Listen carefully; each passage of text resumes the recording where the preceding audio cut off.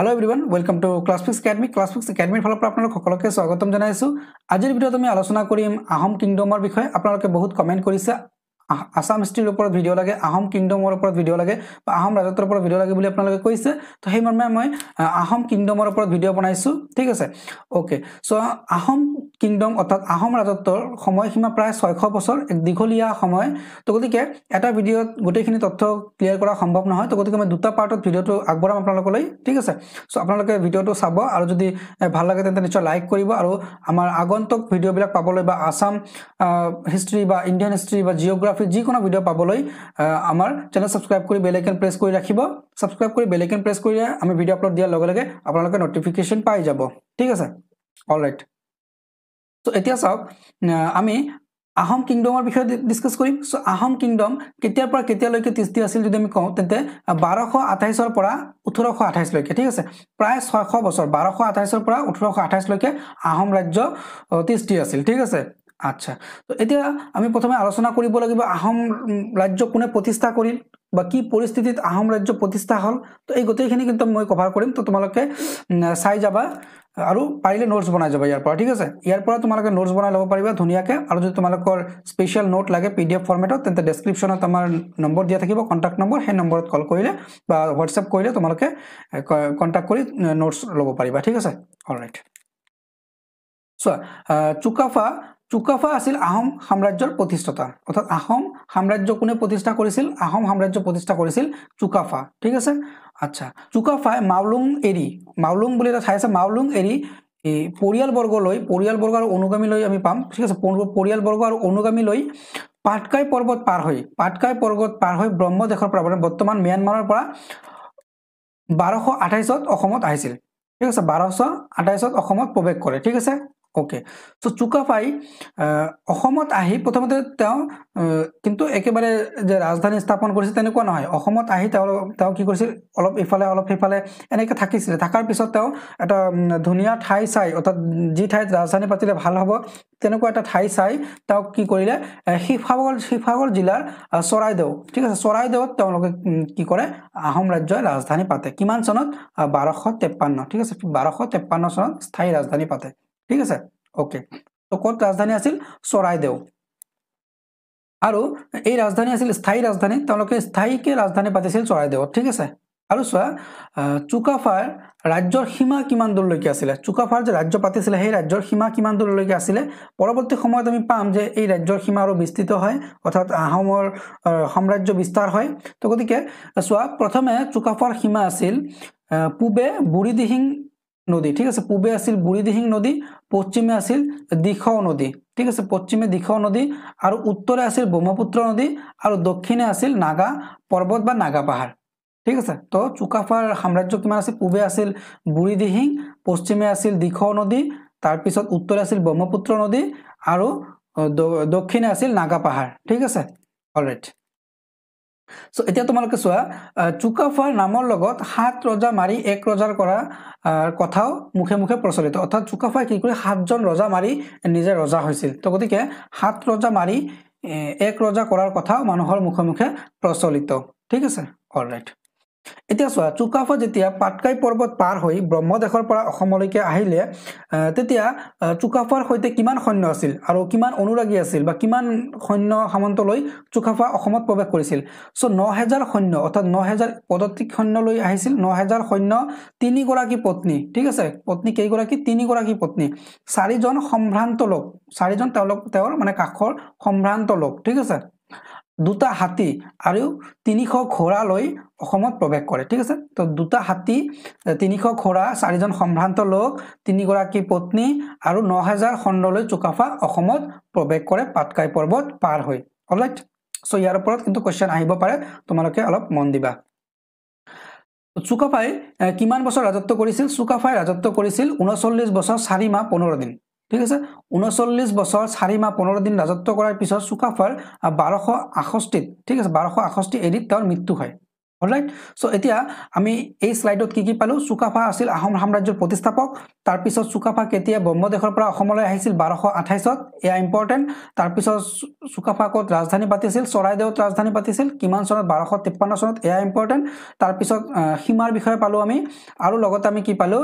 সাত ৰজা মাৰি এক ৰজা কৰা বুলি কোন ৰজাক জনা যায় তেন্তে চুকাফা তাৰ পিছত চোৱা কিমান সৈন্যলৈ আহিছিল 9000 সৈন্য তিনিগৰাকী পত্নী চাৰিগৰাকী বা চাৰিজন সম্ভ্ৰান্ত লোক দুটা হাতী আৰু 300 ঘোঁৰা লৈ চুকাফা অসমত প্ৰৱেশ কৰিছিল অলৰাইট সো আৰু চুকাফা কিমান বছৰ ৰাজত্ব কৰিছিল 39 বছৰ 4 মাহ 15 দিন ৰাজত্ব কৰিছিল আৰু কিমান চনত চুকাফাৰ মৃত্যু হয় 1268 এডি অলৰাইট ওকে তো চুকাফাৰ পিছত চোৱা চুকাফাৰ পিছত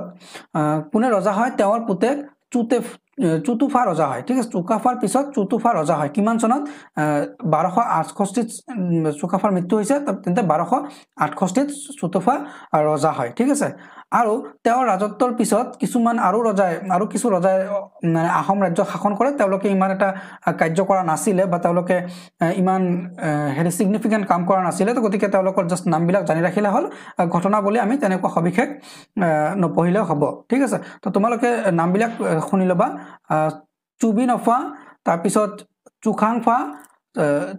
চুখৰাংফা তাৰ পিছত চুতুফা তাৰ পিছত তাওমাটি আৰু চুদাংফাই ঠিক আছে তো চুদাংফা হ'ব চুদাংফাই ৰাজত্ব কৰিছিল ঠিক আছে আচ্ছা এতিয়া আমি নেক্সট চাম কোন ৰজাৰ বিষয়ে চুদাংফাৰ বিষয়ে চাম ঠিক আছে চুদাংফা তো নামবিলাক অলপ ডিফিকাল্ট হয় তোমালোকে অলপ মানে হেৰি মনত ৰাখাৰ ট্ৰাই কৰিবা মই গোটেইখিনি কিন্তু ইয়াতে দিছো ডিটেইলছত ঠিক আছে তোমালোকে পাৰিলে ধুনীয়াকৈ নোটছ বনাই ল'বা এতিয়া চোৱা আমি এটা পঢ়িম চুদাংফাৰ বিষয়ে ঠিক আছে চোৱা চুদাংফা কাৰ মৃত্যুৰ পিছত ৰজা হয় চোৱা চুদাংফা একচুৱেলি 1397 পৰা 407 লৈকে ৰাজত্ব কৰিছিল ঠিক আছে 1397 পৰা 407 লৈকে তেওঁ ৰাজত্ব কৰিছিল 1397 চনত মন্ত্ৰীসকলে অৰ্থাৎ এই আহোম মন্ত্ৰীসকলে তেওঁক কিন্তু ৰাজবাটত বহুৱাইছিল ঠিক আছে মানে ৰজা বনাইছিল তেওঁ আহোম ৰজা তাও খামাতিৰ পুত্ৰ আছিল ঠিক আছে আহোম ৰজা তাও খামাতিৰ পুত্ৰ আছিল চুদাংফা ঠিক আছে যদিও আহোম ৰজাৰ পুত্ৰ আছিল কিন্তু তেওঁৰ জন্ম কিন্তু ৰাজপ্ৰাসাদত হোৱা নাছিল ক'ত হৈছিল তেওঁৰ জন্ম হাবুঙৰ এটা ব্ৰাহ্মণ পৰিয়ালত চুদাংফাৰ জন্ম হয় হাবুঙৰ এটা ব্ৰাহ্মণ পৰিয়ালত চুদাংফাৰ জন্ম হোৱাৰ বাবে তেওঁক কিন্তু বামুণী কোঁৱৰ বুলিও তেওঁক জনা যায় ঠিক আছে তো নামটো মনত ৰাখিবা তোমালোকে যে হাবুঙৰ এটা ব্ৰাহ্মণ পৰিয়ালত তেওঁ ডাঙৰ দীঘল হোৱা বা জন্ম হোৱাৰ বাবে তেওঁক বামুণী কোঁৱৰ বুলি জনা যায় ঠিক আছে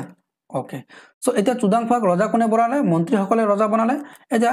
ৰজা হোৱাৰ পিছত চোৱা চুদাংফা ৰজা হৈ চৰাগুৰত ৰাজধানী পাতিছিল আগতে ক'ত আছিল চৰাইদেউ এতিয়া ৰাজধানী আহি গ'ল আহোমৰ ক'ত চৰাগুৰত ৰাজধানী প্ৰতিষ্ঠা কৰে অলৰাইট তো ৰাজধানী কেইটা তোমালোকে মনত ৰাখিবা যে চুদাংফাই ক'ত ৰাজধানী পাতিছিল চৰাগুৰত ৰাজধানী পাতিছিল ঠিক আছে অলৰাইট তাৰ পিছত চোৱা তেওঁ আহোম সাম্ৰাজ্যৰ প্ৰথমবাৰৰ বাবে শিঙৰি ঘৰত উঠাৰ প্ৰথা প্ৰচলন কৰে এইটো প্ৰথা হ'ব বা কথা বুলি ক'ব পাৰা তোমালোকে শিঙৰি ঘৰত উঠাৰ যি প্ৰথা তেওঁলোকে প্ৰচলন কৰিছিল তো এই প্ৰথা প্ৰথমে প্ৰচলন কৰিছিল চুদাংফা একচুৱেলি শিঙৰি ঘৰ কি হয় মই বুজাই দিছো তো শিঙৰি গছৰ তেওঁলোকে কি বনাইছিল ঘৰ বনাইছিল ঠিক আছে আৰু 3 মহলীয়া আছিল সেই ঘৰ ঠিক আছে তো যেতিয়া কোনবাই ৰজা হৈছিল ৰজা হোৱাৰ পিছত তেওঁ প্ৰথম মহলত উঠিছিল অৰ্থাৎ প্ৰথম যেটো লেয়াৰ ফাৰ্ষ্ট ফ্লৰত উঠাৰ পিছত আৰু তলত দুজন নাগৰিকক থিয় কৰাই দিছিল তাৰ পিছত ৰজাক যেতিয়া অভিষেক কৰিব মানে গা ধুৱাব সেই ৰজাৰ গা ধোৱা পানী সেই মানুহ দুজনৰ ওপৰত পৰিছিল আৰু সেই মানুহ দুজনক পৰৱৰ্তী সময়ত কি কৰা হৈছিল বহুত সোণ ৰূপ মুদ্ৰা আদি দি সেই ৰাজ্যৰ পৰা বাহিৰ কৰি দিছিল অৰ্থাৎ বেলেগ ৰাজ্যত পঠাই দিছিল কাৰণ কি আছিল চোৱা কাৰণ আছিল তেওঁলোকে বিশ্বাস কৰিছিল যে এই ৰজাক যে গা ধোৱাৰ যেটো পানী সেই পানীৰ লগত ৰজাৰ যিমান বেয়া কাম আছে বা বেয়া হবলগীয়া আছে কিবা সেইবিলাক ধুই সেই মানুহ দুজনৰ গাত পৰে আৰু সেই মানুহ দুজনক ৰাজ্যৰ পৰা মানে বাহিৰ কৰি দিয়ে গতিকে যিমান দুৰ্ঘটনা হবলগীয়া আছে বা যিমান মানে হেৰি হবলগীয়া আছে মানে তোমালোকে ক'ব পাৰা যে যিমান বেয়া হবলগীয়া আছে সেই বেয়া হেতু কাটি যায় ঠিক আছে তেওঁলোকে এটো বিশ্বাস কৰিছিল ওকে অলৰাইট তো শিঙৰি ঘৰত উঠাৰ প্ৰথা কোনে প্ৰচলন কৰিছিল চুদাংফাই প্ৰথমে প্ৰচলন কৰিছিল ঠিক আছে তেওঁৰ দিনত আহোম আৰু টিপামৰ মাজত ৰণ হৈছিল ঠিক আছে আহোম আৰু টিপামৰ মাজত ৰণ হৈছিল চুদাংফাৰ দিনত ঠিক আছে আৰু পৰৱৰ্তী সময়ত কিন্তু কি হয় এই ঋণ মানে সমাপ্ত হোৱাৰ আগতে বুজাবুজি হয় আৰু দুই পক্ষই কি কৰে ভৱিষ্যতে আৰু যুদ্ধ নকৰে বুলি এটা মানে এগ্ৰিমেন্ট কৰে বুলি তোমালোকে ক'ব পাৰা চুক্তি কৰে বুলি ক'ব পাৰা ঠিক আছে ওকে তেওঁৰ দিনতে আহোম আৰু নাগাৰ ৰাজ্য সীমা পাটকাই পৰ্বত আহোম আৰু নাগাৰ যে সীমা পাটকাই পৰ্বত হ'ব এয়া তেওঁৰ দিনতে অৰ্থাৎ চুডাংফাৰ দিনতেই নিৰ্ধাৰিত হৈছিল মই ইয়াতে তেওঁ বুলি ক'লে তোমালোকে মন কৰিবা যে মই হেডলাইনত থকা ৰজাজনৰ বা মানে হেৰিজনৰ নাম কৈছো ৰজাৰ নাম কৈছো ওকে তো যাৰ নাম হেডিঙত থাকিব মই তেওঁ বুলি ক'লে তাকে ইণ্ডিকেট কৰিম ঠিক আছে তো চোৱা তাৰপিছত কমতা ৰাজ্যৰ ৰজায়ে তেওঁৰ জীয়েক ৰাজনীক চুডাংফালৈ বিয়া দিছিল অৰ্থাৎ কমতা ৰাজ্যৰ যি ৰজাৰ জীয়েক আছিল অৰ্থাৎ কন্যা আছিল কন্যাক কিন্তু চুডাংফাৰ সৈতে বিয়া দিছিল আৰু জীয়েকৰ নাম কি আছিল ৰাজনী আছিল নাম ঠিক আছে ৰাজনীক চুডাংফালৈ বিয়া দিছিল আৰু মিত্ৰতা বিয়া দিয়াৰ পিছত নিশ্চয় সম্বন্ধ হ'ব ভাল সম্বন্ধ তো গতিকে মিত্ৰতা স্থাপন কৰিছিল আৰু তেওঁৰ সময়ত আহোম ৰাজসভাত ব্ৰাহ্মণ ধৰ্মৰ প্ৰৱেশ ঘটে অৰ্থাৎ ব্ৰাহ্মণসকলে কিন্তু তেতিয়া আহোম ৰাজসভাত প্ৰৱেশ কৰিছিল ঠিক আছে ব্ৰাহ্মণ সভা মানে মানুহে বা ব্ৰাহ্মণসকলে আহোম ৰাজসভাত তেতিয়া কিন্তু প্ৰৱেশ কৰিছিল তেওঁৰ দিনতে প্ৰথম ঠিক আছে এটা তোমালোকে মনত ৰাখিবা তেওঁ ৰজা হৈ হাবুঙৰ ব্ৰাহ্মণ পৰিয়াল এতিয়া মই অলপ আগতে উল্লেখ কৰিলো যে হাবুঙৰ ব্ৰাহ্মণ পৰিয়ালৰ ঘৰত তেওঁৰ জন্ম হৈছিল ডাঙৰ দীঘল হৈছিল এতিয়া যেতিয়া ৰজা হোৱাৰ পিছত এই ব্ৰাহ্মণ পৰিয়ালক কি কৰিলে তেওঁ এই হাবুঙৰ পৰা লৈ আনি চৰাগুৱাত অৰ্থাৎ চৰাগুৱাৰ আশে-পাশে তেওঁৰ ৰাজধানীৰ আশে-পাশে কি কৰিলে স্থাপন কৰিলে বা মাটি বাৰী দি তাতে থাকিব দিলে তো ক'ত দিছিলে চাওঁ তেওঁ ৰজা হৈ হাবুঙৰ ব্ৰাহ্মণ পৰিয়ালটো ৰাজধানীলৈ যায় অৰ্থাৎ বা ৰাজধানীলৈ লৈ আহে আৰু দিহিং পাৰত অৰ্থাৎ দিহিং নদীৰ পাৰত মাটি বাৰী দি তাতে প্ৰতিষ্ঠা কৰে ঠিক আছে আচ্ছা তাৰপিছত চোৱা তেওঁ ৰাজত্ব কালত আহোমৰ ৰাজকাৰেঙত চামদেৱৰ লগত ঠিক আছে চমদেৱৰ লগত লক্ষী নাৰায়ণৰ পূজা হৈছিল ঠিক আছে লক্ষী নাৰায়ণৰ পূজা কিন্তু এই চুডাংফাৰ দিনতে আৰম্ভ হৈছিল ঠিক আছে অলৰাইট তাৰপিছত চোৱা চুডাংফাৰ পিছত যেতিয়া চুডাংফা কিমানলৈকে শাসন কৰিলে 1407 লৈকে তাৰপিছত চুডাংফাৰ মৃত্যুৰ পিছত পৰৱৰ্তী 90 বছৰত আৰু বাকি 5জন ৰজাই শাসন কৰিছিল মই ইয়াতে নামবিলাক দিছো তোমালোকে নামবিলাক চাব পাৰিছা 90 বছৰত বাকি আৰু 5জন ৰজাই শাসন কৰিছিল তো ইয়াতে নামকেইটা দিয়া হৈছে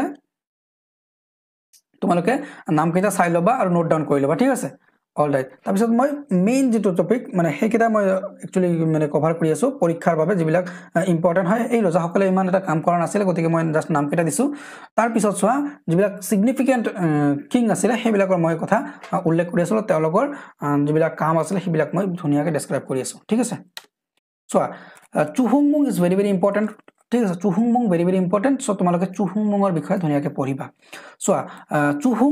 চুহুংমুঙক কি ৰজা বুলি জনা গৈছিল দিহিঙীয়া ৰজা বুলি জনা গৈছিল কিয় জনা গৈছিল হেয়া বিষয়ে আমি জানিম সো চুহুংমুঙক দিহিঙীয়া ৰজা বুলিও জনা যায় ঠিক আছে চুহুংমুং বা দিহিঙীয়া ৰজা তোমালোকে পাবা কেতিয়াৰ পৰা কেতিয়ালৈকে শাসন কৰিছিল 1497 পৰা 1539 লৈকে 1497 পৰা 1539 লৈকে চুহুংমুং শাসন কৰিছিল ঠিক আছে চুপি মোফাৰ মৃত্যুৰ পিছত তেওঁৰ পুতেক অৰ্থাৎ চুপি মোফাৰ পুতেক চুহুংমুং ৰজা হয় কিমান চনত 1497 চনত ঠিক আছে অলৰাইট তেওঁ দিহিং নৈৰ পাৰত বকাতত ৰাজধানী পাতিছিল অৰ্থাৎ দিহিং নৈৰ পাৰত তেওঁ ৰাজধানী পতাৰ বাবে কিন্তু তেওঁ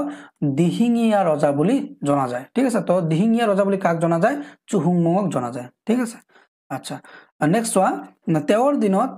লিখা শ্ৰী স্বৰ্গনাৰায়ণৰ জন্মকথা এই এটা পুথি স্বৰ্গনাৰায়ণৰ জন্মকথা নামৰ বুৰঞ্জী পুথিখনত আহোমৰ সৈতে হিন্দু দেৱতাৰ সম্পৰ্কও দেখুওৱা হৈছে অৰ্থাৎ আহোমৰ লগত এতিয়া হিন্দু যি দেৱ-দেৱী এই দেৱ-দেৱীৰ যি সম্পৰ্ক বা পূজা পাৰ্বণ সেই সম্পৰ্কে লিখা আছিল কোন গ্ৰন্থত শ্ৰী স্বৰ্গনাৰায়ণৰ জন্মকথা বুৰঞ্জী পুথিত ঠিক আছে অলৰাইট চোৱা তাৰ পিছত চোৱা তেওঁৰ দিনৰ পৰাই আহোমৰ ৰজাসকলক স্বৰ্গদেউ বোলা হৈছিল অৰ্থাৎ কাৰ দিনৰ পৰা চুহুংমুঙৰ দিনৰ পৰা আহোমৰ ৰজাসকলক কিন্তু স্বৰ্গদেউ বুলি জনা যায় ঠিক আছে সো ভেৰি ভেৰি ইম্পৰ্টেন্ট তোমালোকে মনত ৰাখিবা ইয়াৰ ওপৰত কোৱেশ্চন আহে যে কাৰ দিনৰ পৰা আহোম ৰজাসকলক স্বৰ্গদেউ বুলি জনা যায় তো এয়া হ'ব চুহুংমুঙৰ দিনৰ পৰা বা দিহিঙীয়া ৰজাৰ পৰা ঠিক আছে তো প্ৰথম তেনেহলে স্বৰ্গদেউ কোন আছিল চুহুংমুং বা দিহিঙীয়া ৰজা ঠিক আছে সো এয়া আছিল তাৰপিছত তোমালোকে ভিডিওটো ভাল লাগিলে লাইক কৰিবা আৰু ফ্ৰেণ্ডসকলৰ মাজত শ্বেয়াৰ কৰিবা ভেৰি ভেৰি ইম্পৰ্টেণ্ট হয় কোনোবা যদি আসাম পুলিচ SI বা গ্ৰেড 3 গ্ৰেড 4 DME DHS বা কম্বাইন এক্সাম যি হ'বলগীয়া আছে আসাম ডাইৰেক্ট ৰিক্ৰুইটমেণ্টৰ পৰীক্ষা হ'বলগীয়া আছে তো গোটেই পৰীক্ষাৰ বাবে ইম্পৰ্টেণ্ট হয় আৰু মই মানে ডেছক্ৰিপটিভভাৱে তোমালোকক বুজাই দিছোঁ চ' ইয়াৰ পৰা নোটছ তোমালোকে বনাই ল'ব পাৰিবা ভেৰি ভেৰি ইম্পৰ্টেণ্ট হয় অ'কে অল ৰাইট চোৱা তেওঁ নিজে সৰ্গনাৰায়ণ উপাধি লৈছিল অৰ্থাৎ চুহুংমুঙে কি উপাধি লৈছিল সৰ্গনাৰায়ণ উপাধি লৈছিল ঠিক আছে তেওঁৰ দিনত চুতীয়াসকলৰ সৈতে সংঘাত হৈছিল ঠিক আছে অৰ্থাৎ চুহুংমুঙৰ চুতীয়াসকলৰ সৈতে সংঘাত আৰু চাম আমি বেলেগ ৰজাসকলৰ সৈতে সংঘাত হৈছিল তেওঁৰ ঠিক আছে তো প্ৰথমে কাৰ সৈতে হৈছিল চুতীয়াসকলৰ সৈতে হৈছিল কিমান 1513 ঠিক আছে 1513 পৰা 1528 লৈকে তেওঁলোকে আহোম ৰাজ্যৰ চুতীয়াৰ সৈতে সংঘাত আছিল ঠিক আছে পিছত নীতিপালক পৰাস্ত কৰি ঠিক আছে নীতিপালক পৰাস্ত কৰি সমগ্ৰ চুতীয়া ৰাজ্য অধীনত লয় অৰ্থাৎ কাৰ অধীনত লয় আহোমৰ অধীনত লয় আৰু এই অঞ্চলৰ প্ৰশাসনিক ব্যৱস্থাৰ চোৱাৰ বাবে সদিয়া খোৱা গোহাঁই এই নাম ইম্পৰ্টেণ্ট সদিয়া খোৱা গোহাঁই মানে প্ৰতিষ্ঠা কৰে এটা অঞ্চল অৰ্থাৎ চুতীয়া অঞ্চল দখল কৰিছে চুতীয়া অঞ্চল দখল কৰি তাতে এডমিনিষ্ট্ৰেটিভ হেড হিচাপে সদিয়া খোৱা গোহাঁই বুলি এটা পদ সৃষ্টি কৰিছে আৰু প্ৰথম সদিয়া খোৱা গোহাঁই কোন আছিল ফ্ৰান্সেংমুং বৰগোহাঁই ঠিক আছে ফ্ৰান্সেংমুং বৰগোহাঁই আছিল প্ৰথম সদিয়া খোৱা গোহাঁই তো এয়া তোমালোকৰ কোৱেশ্চন আহিব পাৰে যে প্ৰথম সদিয়া খোৱা গোহাঁই কোন তেন্তে প্ৰথম সদিয়া খোৱা গোহাঁই হৈছে ফ্ৰান্সেংমুং বৰগোহাঁই ঠিক আছে তাৰপিছত চোৱা চুহুংমুঙৰ সৈতে কছাৰীসকলৰ সংঘাত হৈছিল ঠিক আছে কছাৰীসকলৰ সংঘাত হৈছিল কিমান চনত 1531 কছাৰীসকলৰ সৈতে সংঘাত হৈছিল আৰু কছাৰী ৰজা খুনখুৰুক ঠিক আছে খচুকাৰ ন খুনখুৰুক আঁতৰাই দেউচেট নামৰ এজন কোঁৱৰক কৰতলীয়া ৰজা পাতিছিল ঠিক আছে খুনখুৰুক হতাই মানে গুচাই ডেটচুং নামৰ এজন যুৱকক তেওঁলোক কি কৰিছিল কিন্তু কৰতলীয়া ৰজা পাতিছিল ঠিক আছে আৰু এই পৰৱৰ্তী সময়ত এই ডেটচুঙে কি কৰে এই ৰাজ্যটো নিজৰ অধীনত আনিব বিচাৰে অৰ্থাৎ তেওঁ হেড হ'ব বিচাৰে তো তাৰ পিছত তেওঁ হত্যা কৰি কিন্তু সমগ্ৰ ৰাজ্য আহোমত তেওঁলোকে ইনক্লুড কৰিছিল ঠিক আছে আমি এতিয়া পাম চোৱা 1536ত ডেটচুং স্বাধীনতা ঘোষণা কৰিবলৈ অৰ্থাৎ তেওঁ স্বাধীন মানে ৰজা বুলি ঘোষণা কৰাৰ কথা তেওঁ জানিব পায় যে ঘোষণাৰ চেষ্টা কৰিছিল তেওঁ তেতিয়া তেওঁ হত্যা কৰি কিন্তু সেই ৰাজ্য নিজৰ অধীনত আনিছিল তেওঁ ঠিক আছে আৰু এটা নতুন পদৰ সৃষ্টি কৰিছিল নতুন পদৰ নাম আছিল কি মৰংগী খোৱা গোহাঁই আৰু মৰংগী খোৱা গোহাঁই তেওঁ এই পদৰ সৃষ্টি কৰিছিল ঠিক আছে আৰু এজন বিষয়া নিযুক্তি দিছিল মৰংগী খোৱা গোহাঁই বুলি এজন বিষয়া নিযুক্তি দিছিল তেন্তে প্ৰথম মৰংগী খোৱা গোহাঁই কোন আছিল চুলপাবৰ চুতীয়া আছিল প্ৰথম মৰংগী খোৱা গোহাঁই তোমালোকে মনত ৰাখিবা ইয়াৰ ওপৰত কোৱেশ্চন আহে যোৱা এটা পৰীক্ষাত আহিছে যে প্ৰথম মৰংগী খোৱা গোহাঁই বুলি কাক জনা যায় তেন্তে হ'ব আমাৰ চুলপাবৰ চুতীয়া ঠিক আছে চুলপাবৰ চুতীয়া প্ৰথম মৰংগী খোৱা গোহাঁই আৰু এটা কি পালো আমি সদিয়া খোৱা গোহাঁই আৰু এটা সদিয়া খোৱা গোহাঁই হৈছে কোন প্ৰথম ফ্ৰান্সেংমুং বৰগোহাঁই ঠিক আছে অল ৰাইট আৰু চোৱা তেওঁ মণিপুৰৰ ৰজাৰ লগত বৈবাহিক সম্পৰ্ক আৰু কটকী অহা যোৱাৰ মাধ্যমেৰে বন্ধুত্ব মণিপুৰৰ ৰজাৰ লগত তেওঁৰ কিন্তু বন্ধুত্বপূৰ্ণ সম্পৰ্ক আছিলে ঠিক আছে আৰু তেওঁ কি কৰি উৰিষ্যাৰ ৰজাৰ লগত ঠিক আছে উৰিষ্যাৰ ৰজাৰ লগতো তেওঁৰ ভাল সম্পৰ্ক আছিলে বন্ধুত্ব সম্পৰ্ক আছিলে আৰু এই বন্ধুত্ব সম্পৰ্ক থকাৰ বাবে উৰিষ্যাৰ জগন্নাথ মন্দিৰৰ কাষত তেওঁ কিন্তু এটা পুখুৰী খন্দাইছিলে ঠিক আছে এটা পুখুৰী খন্দাই ঠিক আছে এটো মনত ৰাখিবা তো জগন্নাথ মন্দিৰৰ কাষত পুখুৰী কোনে খন্দাইছিল চুহুংমুঙে পুখুৰী খন্দাইছিল জগন্নাথ মন্দিৰৰ কাষত ঠিক আছে আৰু চুহুংমুঙে ভূঞাসকলক বশ কৰি ঠিক আছে অৰ্থাৎ ভূঞাসকলকৰ তেওঁৰ অধীনত আনি এই অঞ্চল কিন্তু দখল কৰিছিল ঠিক আছে অৰ্থাৎ চুহুংমুঙে কিন্তু ক্ষিপ্ৰ গতিত সাম্ৰাজ্য বিস্তাৰ কৰিছিল ঠিক আছে সাম্ৰাজ্য বিস্তাৰ কৰিছিল ক্ষিপ্ৰ গতিত অৰ্থাৎ প্ৰথমে আমি কি পালো চুতীয়া ৰাজ্য তাৰপিছত কছাৰী ৰাজ্য তাৰপিছত ভূঞাসকলক বশ কৰিছিল তো এই ধৰণে কিন্তু চুহুংমুঙে সাম্ৰাজ্য বিস্তাৰ কৰি গৈ আছিল অল ৰাইট ওকে তাৰপিছত চোৱা নেক্সট আৰু চুহুংমুঙৰ এইবিলাক সব তথ্য তেওঁৰ ৰাজত্ব কালত 1527 এডিত মুছলমান সেনাপতি বড়ৌজিৰে কিন্তু অসম আক্ৰমণ কৰিছিল ঠিক আছে প্ৰথম মুছলমান আক্ৰমণ কৰিছিল বড়ৌজিৰে কিমান চনত আহোম ৰাজ্য আক্ৰমণ কৰিছিল 1527 চনত ঠিক আছে 1527 চনত এই যুদ্ধত ফ্ৰান্সেংমুং বৰগোহাঁইৰ মৃত্যু হয় আৰু ফ্ৰান্সেংমুং বৰগোহাঁই কোন আছিল সদিয়াখোৱা গোহাঁই আৰু সেই সদিয়াখোৱা গোহাঁই ফ্ৰান্সুংমুং বৰগোহাঁইৰ মৃত্যু হয় আৰু তেওঁৰ পত্নী মূলা গাভৰু তুবৰ্কীৰ বিৰুদ্ধে হাতীৰ পিঠিত উঠি যুদ্ধ কৰিছে অৰ্থাৎ ফ্ৰান্সুংমুং বৰগোহাঁইৰ ঘৈণীয়েক কোন আছিল এয়া কোৱেশ্চন আহিছিল কম্পিটিটিভ এক্সামত তো ফ্ৰান্সুংমুং বৰগোহাঁইৰ ঘৈণীয়েক আছিল মূলা গাভৰু ঠিক আছে মূলা গাভৰু কি কৰিছিল তুৰ্বকৰ বিৰুদ্ধে হাতীৰ পিঠিত উঠি যুদ্ধ কৰি থকাৰ সময়ত কিন্তু তেওঁ প্ৰাণ হেৰুৱায় অৰ্থাৎ হত্যা হয় বা প্ৰাণ ত্যাগ কৰে ঠিক আছে পিছত ভৰালী নদীৰ ভৰালী নদীত হোৱা জলযুদ্ধত তুবৰ্কৰ মৃত্যু হয় এই তুবৰ্কৰ সৈতে যুদ্ধ কৰি মূলা গাভৰুৰ মৃত্যু হৈছিল আৰু মূলা গাভৰুৰ মৃত্যু কেতিয়া তুবৰ্কৰ মৃত্যু কেতিয়া হ'ল তুবৰ্কৰ মৃত্যু হ'ল এই ভৰালী নদীৰ পাৰত যেতিয়া যুদ্ধ হৈছিল ভৰালী নদীত তেতিয়া তুবৰ্কৰ মৃত্যু হয় ঠিক আছে প্ৰায় 42 বছৰ ৰাজত্ব কৰাৰ পিছত 1539 চনত চুহুংমুঙৰ কিন্তু মৃত্যু হয় কিমান বছৰ ৰাজত্ব কৰিছিল চুহুংমুং 42 বছৰ তেওঁ ৰাজত্ব কৰিছিল ঠিক আছে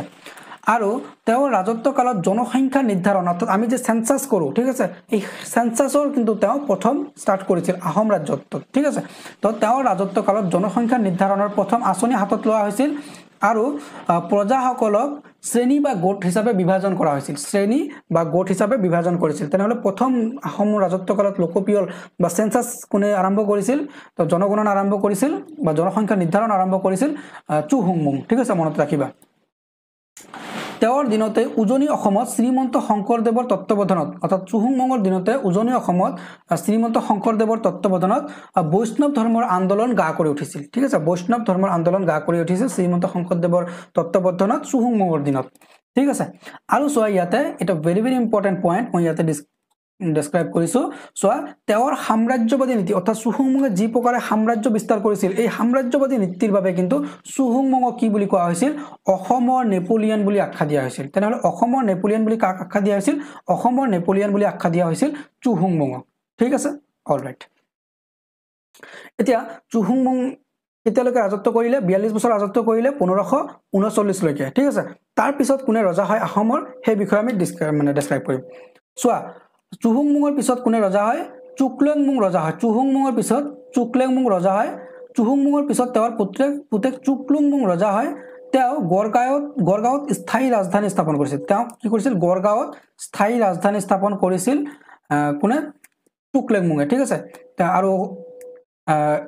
আমি ৰাজধানী কেনেকৈ মানে খলনি হৈ আছে প্ৰথমে কি পালো প্ৰথমে পালো আমি চৰাইদেউ তাৰ পিছত বাকি যে ৰাজধানীবিলাক পালো তো সেই ৰাজধানী হিচাপে আমি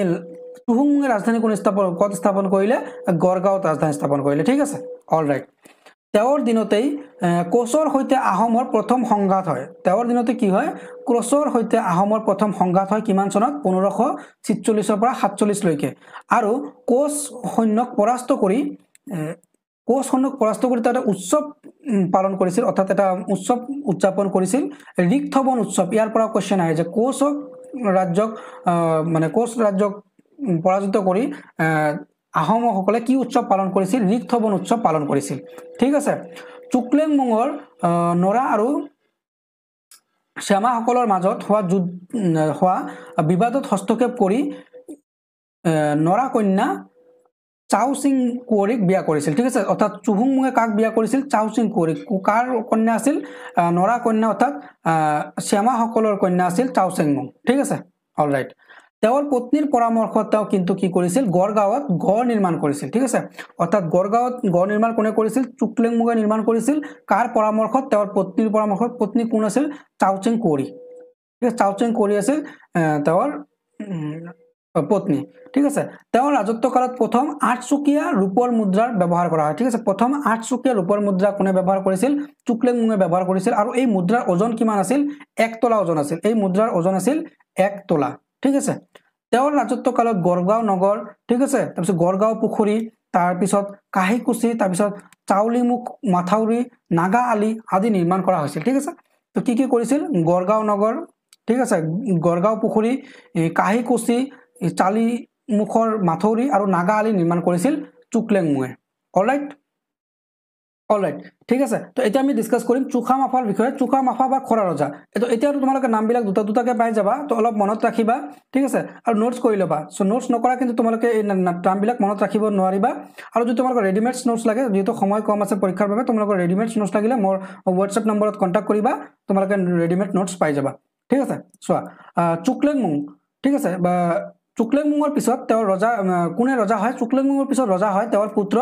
চুখামাফা ৰজা হয় ঠিক আছে নামবিলাক অলপ ডিফিকাল্ট তোমালোকে মনত ৰখাৰ চেষ্টা কৰিবা ঠিক আছে তো চুখামাফা ৰজা হয় কেতিয়া চুকলেংমুঙৰ পিছত ঠিক আছে আৰু এইজন স্বৰ্গদেৱ বুলি কাক বুজাইছে চুখামাফাই কেতিয়ালৈকে মানে কিমান বছৰলৈকে ৰাজত্ব কৰিছিল তেওঁ ৰাজত্ব কৰিছিল 50 বছৰলৈকে 50 ইয়াৰ্ছলৈকে তেওঁ ৰাজত্ব কৰিছিল অলৰাইট ঠিক আছে সো এতিয়া চোৱা এবাৰ হাতীৰ পিঠিৰ পৰা পৰি এটা ভৰি খোৰা হোৱাৰ বাবে তেওঁৰ নাম হয় কি খোৰা ৰজা ঠিক আছে চুখামাফা খোৰা ৰজা বুলি কিয় কোৱা হৈছিল হাতীৰ পিঠিৰ পৰা পৰি তেওঁৰ ভৰি এটা খোৰা হৈছিল তো সেইবাবে তেওঁৰ নাম হয় খোৰা ৰজা ঠিক আছে মনত ৰাখিবা তাৰ পিছত চোৱা তেওঁৰ দিনত কোচ ৰজা নৰনাৰায়ণে আহোম ৰাজ্য আক্ৰমণ কৰিছিল অৰ্থাৎ কোচ মানে ৰজা নৰনাৰায়ণৰ সেনাপতি চিলাৰায়ে কিন্তু আহোম ৰাজ্য আক্ৰমণ কৰিছিল ঠিক আছে তো ইয়াতে মই ডেসক্ৰাইব কৰিছো চোৱা কোচ ৰজা নৰনাৰায়ণৰ কেতিয়া আক্ৰমণ কৰিছিল 1562 কোচ মানে ৰজা নৰনাৰায়ণৰ ভায়েক চিলাৰায়ে আহোম ৰাজ্য আক্ৰমণ কৰিছিল ঠিক আছে আৰু এই আক্ৰমণত কিন্তু আহোম সকলে পশ্চিম ফালে অৰ্থাৎ ৰাজধানী এৰি পলাই গৈছিল পলাই যোৱাৰ পিছত তেওঁলোকে কিছুদিন পিছত আকৌ আক্ৰমণ কৰি কোচ সকলক পৰাস্ত কৰি ৰাজধানী তেওঁলোকে উদ্ধাৰ কৰিছিল ঠিক আছে তো ইয়াতে মই লিখিছো ধুনীয়াকৈ তোমালোকে চাই লবা আৰু চোৱা নেক্সট পইণ্টত তেওঁৰ দিনতেই দ্বিখণ্ডিত কোচৰ মানে ৰজাৰ ৰাজ্যৰ পূব খণ্ড ঠিক আছে কোচ ৰাজ্যৰ পূব খণ্ডৰ ৰজা ৰঘুদেৱৰ জীয়েক অৰ্থাৎ ৰঘুদেৱৰ কন্যা শংকলাক চুখামাফালৈ বিয়া দি মিত্ৰতা স্থাপন কৰিছিল অৰ্থাৎ আক্ৰমণ হৈছিল যুদ্ধ হৈছিল তাৰপিছত কন্যা বিয়া দিয়াৰ পিছত তেওঁলোকৰ মাজত মিত্ৰতা হৈছিল ঠিক আছে আৰু এইজন ৰজাৰ দিনতে অৰ্থাৎ খোৰা ৰজাৰ দিনতে বা চুখামাফাৰ দিনতে কিন্তু কি হৈছিল বৈষ্ণৱ ধৰ্মই সম্প্ৰসাৰণ লাভ কৰিছিল আৰু শক্তি পন্থা দুৰ্গা পূজাৰ প্ৰচলন হৈছিল দুৰ্গা পূজা দুই ধৰণৰ হয় শক্তি আৰু বৈষ্ণৱ তো এই ৰজাৰ দিনতে কিন্তু আহোম ৰাজ্যত শক্তি পন্থাৰ দুৰ্গা পূজাৰ প্ৰচলন হৈছিল তো ইয়াৰ ওপৰত কোৱেশ্চন আহে যে কোন আহোম স্বৰ্গদেৱৰ ৰাজত্ব কালত শক্তি পন্থাৰ দুৰ্গা পূজাৰ প্ৰচলন হৈছিল তেন্তে চুখামাফা হ'ব ইয়াৰ আনসাৰ ঠিক আছে অলৰাইট সো তাৰ পিছত তোমালোকে চোৱা চুচেনফা ঠিক আছে তাৰ পিছত চুচেনফা সো চুচেনফা বা প্ৰতাপ সিংহ চোৱা স্বৰ্গদেউ চুখামাফাৰ মৃত্যুৰ পিছত তেওঁৰ পুতেক চুচেনফা বা প্ৰতাপ সিংহৰ সিংহাসনত উঠে বা ৰজা হয় ঠিক আছে তেওঁ যথেষ্ট বয়সত ৰজা হৈছিল অৰ্থাৎ এই চুখামাফা বা প্ৰতাপ সিংহ যথেষ্ট বয়সত ৰজা হৈছিল বাবে তেওঁ বুঢ়া ৰজা বুলিও কোৱা হয় ঠিক আছে তো বুঢ়া ৰজা বুলি কাক কোৱা হয় প্ৰতাপ সিংহক বুঢ়া ৰজা বুলি কোৱা হয় অলৰাইট তাৰ পিছত চোৱা যথেষ্ট বুদ্ধিমান আৰু শক্তিশালী আছিল তেওঁ ঠিক আছে যথেষ্ট বুদ্ধিমান আৰু শক্তিশালী হোৱাৰ বাবে তেওঁৰ নাম আছিল বুদ্ধি নাৰায়ণ বা প্ৰতাপ সিংহ অলৰাইট তাৰ পিছত চোৱা তেওঁৰ ৰাজত্বকালত আহোম আৰু মোগলৰ মাজত প্ৰথম সংঘৰ্ষৰ সূত্ৰপাত হৈছিল কি পৰিস্থিতিত এই সংঘৰ্ষৰ সূত্ৰপাত হৈছিল চোৱা কলিয়াবৰত আহোম সৈন্যই দুজন মুছলমান মানে বেপাৰীক চোৰাংচোৱা বুলি মানে ভাবি হত্যা কৰিছিল আৰু এই হত্যাৰ ঘটনাক কেন্দ্ৰ কৰি কিন্তু আহোম আৰু মোগলৰ মাজত মানে সংঘৰ্ষৰ সূত্ৰপাত হৈছিল ঠিক আছে চোৱা কেতিয়া হৈছিল 1615ত এই মানে ঘটনা মানে সংঘৰ্ষৰ সূত্ৰপাত হৈছিল পৰৱৰ্তী সময়ত 1616ত চোৱা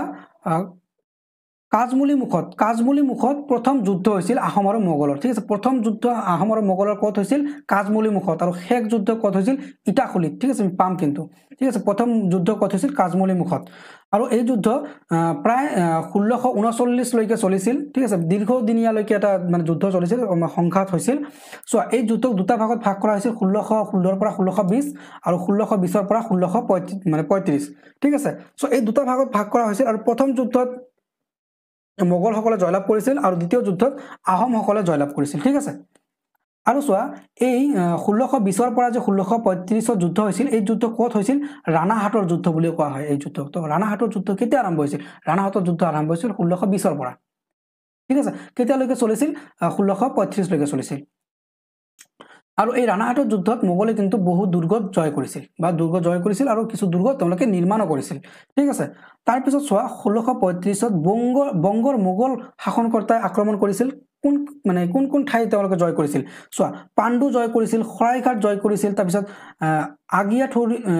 আগিয়াঠুটি জয় কৰিছিল পৰা হাজলৈকে খেদি পঠাইছিল ঠিক আছে আহোম সৈন্যক হাজলৈকে তেওঁলোকে খেদি পঠিয়াইছিল অলৰাইট তাৰ পিছত চোৱা 1638ত চামধৰা আৰু দুইমুনি শিলৰ যুদ্ধত কিন্তু আকৌ আহোমসকলে জয়লাভ হৈছিল ঠিক আছে তো এবাৰ আহোম জয় হয় এবাৰ মোগল জয় হয় এবাৰ আহোম জয় হয় এবাৰ মোগল জয় হয় তো এই ধৰণে যুদ্ধ চলি আছিল তো এই যুদ্ধ চলাৰ পিছত মোগলসকলে ভাবিলে যে এই ধৰণে যুদ্ধ কৰাতকৈ এটা চুক্তি কৰা ভাল বা এটা সন্ধি কৰা ভাল তো সেইমতে কিন্তু আমাৰ কি হৈছিল চোৱা 1639 চনত আহোম আৰু মোগলৰ মাজত প্ৰথম চুক্তি হৈছিল ঠিক আছে আৰু এই চুক্তি মতে ব্ৰহ্মপুত্ৰৰ উত্তৰ পাৰে বৰ নদী আৰু দক্ষিণে অসুৰ আলিলৈকে দক্ষিণে অসুৰ আলিৰ পৰা পশ্চিমলৈকে মোগলৰ আছিল আৰু পূবলৈকে আহোমৰ আছিল সীমা নিৰ্ধাৰণ হৈছিল ঠিক আছে চোৱা তাৰ পিছত চোৱা 2 শতিকাৰ পিছত আকৌ আহোম আৰু মোগলৰ মাজত মানে সংঘৰ্ষ হৈছিল তো এনেকুৱা নহয় যে চুক্তি হৈছে চুক্তিৰ পিছত আকৌ আহোম আৰু মোগলৰ মাজত কোনো সংঘৰ্ষ হোৱা নাই আহোম আৰু মোগলৰ মাজত আকৌ সংঘৰ্ষ হৈছিল 2 শতিকা পিছত ঠিক আছে পিছত আমি আৰু পঢ়িম শৰাইঘাটৰ যুদ্ধ ইটাখুলিৰ যুদ্ধ হয় ন তো চোৱা 2 শতিকা পিছত আকৌ যুদ্ধ হৈছিল তো তেওঁৰ ৰাজত্ব কালতে তেওঁ কিছু পদবীৰ সৃষ্টি কৰিছিল তো এই পদবীবিলাকৰ পৰা কিন্তু কোৱেশ্চন আহে তোমালোকৰ তো এই পদবীবিলাকৰ নাম মনত ৰাখিবা তো বৰফুকন বৰবৰুৱা তাৰপিছত জিগিয়াল গোহাঁই ঠিক আছে জাগিয়াল গোহাঁই আৰু মৰংগী খোৱা গোহাঁই তাৰপিছত কাজিলিমুখীয়া গোহাঁই তো এই পদবীবিলাক তেওঁলোকে কিন্তু মানে তেওঁ সৃষ্টি কৰিছিল কোনে চুটেনফাই সৃষ্টি কৰিছিল বা প্ৰতাপ সিংহই সৃষ্টি কৰিছিল ঠিক আছে ৰহিয়াল বৰুৱা এই পদবীৰো সৃষ্টি কৰিছিল আৰু তোমাৰ এটা কোৱেশ্চন আহে मैक्सिमम कम्पिटिटिव एग्जामत जे प्रथम बरबरुआ कोन আছিল प्रथम बरबरुआ আছিল মোমাই তামুলী আছিল प्रथम बरबरुआ लाचिতৰ দেউতাক আছিল মোমাই তামুলী আছিল प्रथम बरबरुआ ঠিক আছে আৰু মোমাই তামুলীয়ে কি কৰিছিল চোৱা পাইক প্ৰথা আৰু খেল প্ৰথাৰ প্ৰচলন কৰিছিল মোমাই তামুলীয়ে কি কৰিছিল পাইক প্ৰথা আৰু খেল প্ৰথাৰ প্ৰচলন কৰিছিল ঠিক আছে মোমাই তামুলীয়ে আৰু চোৱা পাহাৰীয়া জনজাতিক ৰক্ষা কৰিবলৈ তেওঁ পোচা পথাৰৰ সৃষ্টি কৰিছিল ঠিক আছে পাহাৰীয়া জনজাতিক ৰক্ষা কৰিবলৈ পোচা পথা তাৰপিছত পাইক প্ৰথা খেল প্ৰথা মোমাই তামুলীয়ে সৃষ্টি কৰিছিল ঠিক আছে এজন সুদক্ষ তেওঁ কি আছিল শাসক বুলি ক'ব নোৱাৰি অৰ্থাৎ মন্ত্ৰীৰ নিচিনা আৰু যে ৰজাৰ তলত থাকি তেওঁ মানে প্লেনিং বিলাক কৰিছিল যে কেনেকৈ শাসন কৰিব লাগিব কেনেকৈ ৰাজ্য ৰক্ষা কৰিব লাগিব তো সেই বিষয়ে তেওঁ একদম পণ্ডিত আছিল বা তেওঁ বিচক্ষণ আছিল বা তোমালোকে হেৰি এনেকুৱা ক'ব পাৰা যে মানে মানে একদম মানে পাৰ্গত আৰু ঠিক আছে আৰু সেই পাৰ্গত মানে তাৰ পিছত এই হেয়াৰ প্ৰতিফলন হয় লাচিতত ঠিক আছে লাচিতে আৰু বীৰত্ব দেখুৱায় ঠিক আছে তো গতিকে আমি লাচিতৰ বিষয়ে অধ্যয়ন কৰিম গোটেইখিনি সো তাৰ পিছত চোৱা তোমালোকে আমি এতিয়া খৰা ৰজা পালো বা প্ৰতাপ সিংহ পালো প্ৰতাপ সিংহৰ পিছত কিন্তু ৰজা হয় কোনে চুৰামফা বা তেওঁক ভগা ৰজা বুলিও কোৱা হয় কিয় ভগা ৰজা বুলি কোৱা হয় চোৱা চুৰামফাই ৰাজত্ব কৰিছিল 1641 পৰা 1646 লৈকে প্ৰতাপ সিংহৰ মৃত্যুৰ পিছত বৰপুত্ৰ চুৰামফা ৰজা হয় 1641 ঠিক আছে 1641 এডিত তাৰ পিছত চোৱা চুৰামফাৰ কাৰ্য বা ইমান বিচক্ষণ তেওঁ ৰজা নাছিল ঠিক আছে যিদৰে প্ৰতাপ সিংহ আছিল তেনেকুৱা বিচক্ষণ নাছিল তো গতিকে মন্ত্ৰীসকলে তেওঁৰ ওপৰত বিতুষ্ট হৈছিল বা তেওঁক মানে বেয়া পাই তেওঁক সিংহাসনত চ্যুত কৰিছিল সিংহাসনৰ পৰা গুচাই দি 1646 গুচাই দি নতুন বেলেগ স্বৰ্গদেউ পাতিছিল সেই স্বৰ্গদেউৰ নাম আছিল চুটেনফা ঠিক আছে চুটেনফা আৰু চুটেনফাক নৰিয়া ৰজা বুলিও জনা যায় তো চুটেনফাক নৰিয়া ৰজা বুলি কিয় কোৱা হয় চোৱা চুটেনফা ৰজা হৈছিল বা স্বৰ্গদেউ হৈছিল 1644 পৰা 1648 লৈকে ঠিক আছে আৰু চোৱা তেওঁ শাৰীৰিকভাৱে অসুস্থ আছিল অৰ্থাৎ তেওঁৰ শাৰীৰিক অৱস্থা বেছি ভাল নাছিল তো শাৰীৰিক অৱস্থা বেছি ভাল নথকাৰ বাবে তেওঁৰ নাম হৈছিল নৰিয়া ৰজা ঠিক আছে তো নৰিয়া ৰজা বুলি কাক জনা যায় নৰিয়া ৰজা বুলি জনা যায় চুটেনফাক অলৰাইট তাৰ পিছত চোৱা চুটামলাৰ অন্য নাম কি জয়ধ্বজ সিংহ ঠিক আছে এই চোৱা জয়ধ্বজ সিংহ তাৰপিছত প্ৰতাপ সিংহ এইবিলাক কিন্তু হিন্দু নাম ঠিক আছে আৰু চুটেনফা বা চুহুংমুং তাৰপিছত চুৰামফা তাৰপিছত চুটেনফা তো এই নামবিলাক কিন্তু আমাৰ কি চব আহোম নাম ঠিক আছে চোৱা তাৰপিছত স্বৰ্গদেউ চুটামলাই শিঙৰি ঘৰত উঠা কি হয় মানে অৰ্থাৎ ৰাজ্যাভিষেক কৰা অৰ্থাৎ ৰজা হোৱাৰ যি মানে পদ্ধতি তাক শিঙৰি ঘৰ বুলি কোৱা হৈছে মই ডিছক্ৰাইব কৰিছোঁ তো শিঙৰি ঘৰত উঠি হিন্দু মতে নাম লৈছিল কি জয়ধ্বজ সিংহ ঠিক আছে হিন্দু মতে নাম লৈছিল জয়ধ্বজ সিংহ আৰু তেওঁ নিৰ্দিষ্ট কৰৰ বিনিময়ত কামৰূপ আৰু দৰং জিলাৰ দুৱাৰসমূহ দিছিল ঠিক আছে কাৰণ কামৰূপ আৰু মানে দৰঙৰ দুৱাৰসমূহ নিৰ্দিষ্ট কৰৰ বিনিময়ত দিছিল ঠিক আছে অৰ্থাৎ তাৰ পৰা কৰ সংগ্ৰহ কৰিছিল ঠিক আছে আৰু চোৱা তেওঁ হিন্দু ধৰ্মৰ পৃষ্ঠপোষক আছিল অৰ্থাৎ জয়ধ্বজ সিংহ কিন্তু হিন্দু ধৰ্মৰ পৃষ্ঠপোষক আছিল ঠিক আছে আৰু তেওঁ কিছু গুৰুত্বপূৰ্ণ কাম কৰিছিল তো কামসমূহ কি তোমালোকে মনত ৰাখিবা ইয়াৰ পৰা কোৱেশ্চন আহে আউনীআটী ঠিক আছে আউনীআটী তাৰপিছত দক্ষিণ পাট গড়মূৰ আৰু জখলাবন্ধাত তেওঁ কিন্তু সত্ৰ পাতিছিল সত্ৰ মানে শংকৰদেৱৰ যি নামঘৰৰ সত্ৰ হয় সত্ৰ পাতিছিল ঠিক আছে চোৱা আউনীআটী তাৰপিছত দক্ষিণ পাট গড়মূৰ আৰু জখলাবন্ধাত সত্ৰ পাতিছিল আৰু সত্ৰ পাতি এই আউনীআটীৰ সত্ৰৰ মানে সত্ৰাধিকাৰ কাক পাতিছিল সত্ৰাধিকাৰ পাতিছিল নিৰঞ্জন বাপুক ইয়াৰ ওপৰতো কোৱেশ্চন আহে যে আউনীআটীৰ সত্ৰাধিকাৰ কোনে পাতিছিল তো নিৰঞ্জন বাপুক সত্ৰাধিকাৰ পাতি তেওঁৰ শৰণ লৈছিল বা তেওঁৰ পৰা দীক্ষা লৈছিল কোনে চুটেনফা ঠিক আছে সৰি চুটামলা বা জয়ধৰ সিংহ ঠিক আছে সো মই গোটেইখিনি কিন্তু ধুনীয়াকৈ ক্লিয়াৰ কৰিছোঁ তোমালোকৰ ঠিক আছে পৰীক্ষা যেহেতু কেইদিনমানে আছে আৰু বেছি দিন নাই পৰীক্ষাৰ তো গতিকে তোমালোকে নোটছ কৰি ধুনীয়াকৈ পঢ়ি যাবা বা নোটছ কৰাটো যদি তোমালোকে টান পাইছা স্ক্ৰীনশ্বট মাৰি ল'বা স্ক্ৰীনশ্বট মাৰি কিন্তু পঢ়ি থাকিবা ঠিক আছে আৰু চোৱা এতিয়া আমি কি কৰিলোঁ 1228ৰ পৰা আমি কিন্তু কিমান চনলৈকে ক্লিয়াৰ কৰিলোঁ 1663 লৈকে ক্লিয়াৰ কৰিলোঁ ঠিক আছে পিছত আমি চাম আৰু চোৱা 1662ত মিৰ জুমলাৰ অসম আক্ৰমণ ঠিক আছে তো নেক্সট ভিডিঅ'ত আমি মিৰ জুমলাৰ অসম আক্ৰমণ শৰাইঘাটৰ যুদ্ধ আৰু বাকী আহোম স্বৰ্গদেউসকলৰ বিষয়ে আলোচনা কৰিম আৰু মেজৰ কামবিলাক কিন্তু নেক্সট পাৰ্টতে আমি পাম সো গতিকে নেক্সট পাৰ্টৰ ভিডিঅ'টো পাবলৈ তোমালোকে চেনেলটো ছাবস্ক্ৰাইব কৰি বেল আইকন প্ৰেছ কৰি ৰাখিবা আৰু যদি ভিডিঅ'টো তোমালোকৰ ভাল লাগিছে বা তোমালোকে ভিডিঅ'টোৰ পৰা অলপ উপকাৰ পাইছা তেন্তে নিশ্চয় ভিডিঅ'টো লাইক কৰিবা আৰু কমেণ্ট কৰিবা ঠিক আছে আৰু বন্ধুসকলৰ মাজত শ্বেয়াৰ কৰিবা তো আজিৰ ভিডিঅ' মই ইয়াতে সামৰিছোঁ thanks for watching class picks academy